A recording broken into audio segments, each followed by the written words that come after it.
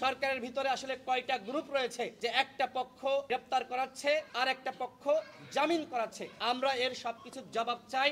পতনের দাবিতে আমরা কেউ আন্দোলন করি নাই। সরকার যে ভুল করছে সেই ভুলের আমরা সমালোচনা করছি।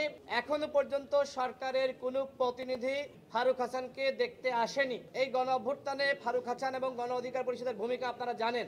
আমাদের দলের 11 জন শহীদ হয়েছে, আমাদের অসংখ্য সহযোদ্ধা গুলিবিদ্ধ হয়েছে, আমাদের অনেক সহযোদ্ধা এখনো পর্যন্ত হাসপাতালের বিছানায় কাতরাচ্ছে। এখানে যারা আহত হয়েছিল তাদের অনেকেই রয়েছে। গণ অধিকার পরিষদ বানের জলে উঠে আসেনি। গণ অধিকার পরিষদের নেতাকর্মীদেরকে যদি আমরা যে সরকারকে সমর্থন দিয়েছি সেই সরকারের আমলেও, হাসিনার আমলে যেভাবে আমরা নিপীড়ন নির্যাতনের শিকার হয়েছি, হামলার শিকার হয়েছি, এই সরকারের আমলেও যদি ওই হামলার শিকার হতে হয় এবং তার যথাযথ বিচার না হয়, আসামিরা জামিন পেয়ে দুধ দিয়ে গোসল করে উল্লাস করে, সুতরাং সেই আক্ষেপ সেটি কিন্তু এইভাবেই বহিঃপ্রকাশ ঘটে। আমরা ডক্টর ইউনূসকে সহযোগিতা করছি। ডক্টর ইউনূস যে সময় ক্ষমতা নিয়েছিলেন ওই সময় দ্বিতীয় কোনো ব্যক্তি ছিলেন না যিনি ক্ষমতা নিলে দেশীয় আন্তর্জাতিকভাবে সরকারের গ্রহণযোগ্যতা পেত।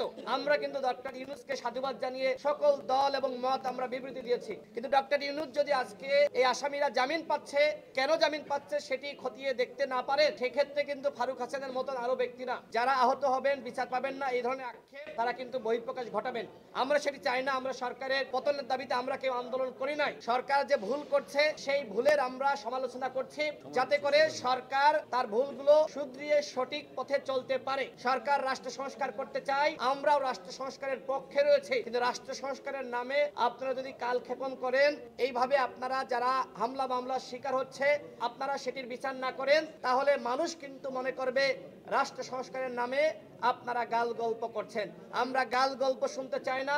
আমরা চাই আপনারা দেশটা ভালোভাবে চালান এবং আগামীতে একটি অবাধ, সুষ্ঠু, নিরপেক্ষ নির্বাচনের মাধ্যমে আপনারা এই দেশ আগামীতে যে ক্ষমতাকে, ওই অনুষ্ঠানে শুধু ফারুক হাসানকে না, আমাদের দলের প্রেসিডেন্ট নুরুল হক নূর, আমির রাশেদ খান, সাধারণ সম্পাদক, আমাদের জনকেই দাওয়াত দেওয়া হয়েছিল এবং কার্ড দিয়ে দাওয়াত দিয়েছিল। এখন জাতীয় বিপ্লবী পরিষদের কোন ব্যক্তি বলেছে সেটি আমি জানি না। তো জানা উচিত যে তিনি দাওয়াত দিয়েছিলেন এবং খমিনি ভাই নিজে, তিনি কিন্তু ফেসবুকে আমরা পোস্ট দেখেছি, তিনি আমাদের ঢাকা বিশ্ববিদ্যালয়ের বড় ভাই, তিনি ফারুক হাসানের এই হামলার তীব্র নিন্দা জানিয়েছেন এবং তিনি উল্লেখ করেছেন যে ফারুক হাসানও অতিথি ছিল, অন্যরাও যারা হামলা চালিয়েছে তারাও অতিথি ছিল। এই যে মিথ্যাচার, তিনি কিন্তু ফারুক হাসানের কানে একটি ভুল তথ্য দিয়েছিলেন যে ছাত্র দলের নেতাকর্মীরা ক্ষুব্ধ হয়ে আপনার উপর হামলা চালিয়েছে। তাৎক্ষণিকভাবে কিন্তু আমরা তথ্য প্রমাণ পেয়েছি ছাত্র দলের কোনো অস্তিত্ব সেখানে ছিল না, ছাত্র দলের একজন কর্মীও সেখানে ছিল না।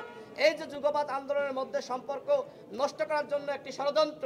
আমি জাতীয় বিপ্লবী পরিষদের অন্যান্য নেতাকর্মীদেরকে বলবো যে সভাপতি যিনি, তিনি বলেছেন যে ফারুক হাসানকে দাওয়াত দেয়নি।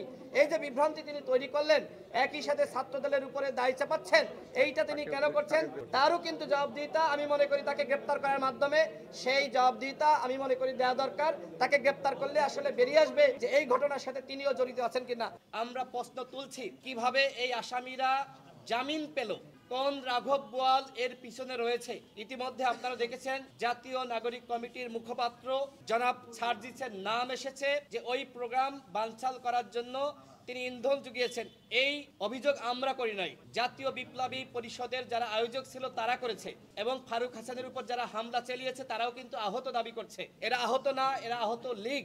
আমরা এই ঘটনার সুষ্ঠু তদন্ত দাবি করছি। একই সাথে যারা অপরাধী তাদেরকে গ্রেপ্তার করতে হবে এবং বাকি আসামিদেরকে এখনো কেন গ্রেপ্তার করা হলো না। আমরা শাহবাগ থানায় মামলা করেছিলাম, কেন তাদেরকে গ্রেপ্তার করা হচ্ছে না, এর পিছনে সরকারের কোনো পক্ষ বা মহল জড়িত কিনা। আমরা ওই সময় অন্তর্বর্তীকালীন সরকারের দুজন উপদেষ্টার সহযোগিতা পেয়েছিলাম।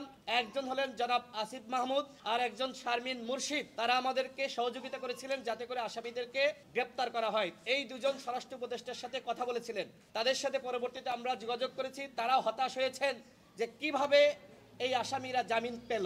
সরকারের ভিতরে আসলে কয়টা গ্রুপ রয়েছে যে একটা পক্ষ গ্রেপ্তার করাচ্ছে আর একটা পক্ষ জামিন করাচ্ছে। আমরা এর সবকিছু জবাব চাই ডক্টর মোহাম্মদ ইউনূসের কাছে। যে বিচারক এই আহত লীগের জামিন দিয়েছে আমরা তাদের পদত্যাগ দাবি করছি।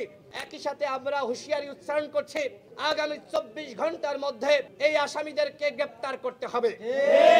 এরা কোনো আহত না, এরা এতটাই মনুষ্যত্বহীন, জামিন পাওয়ার পরে এরা দুধ দিয়ে গোসল করেছে।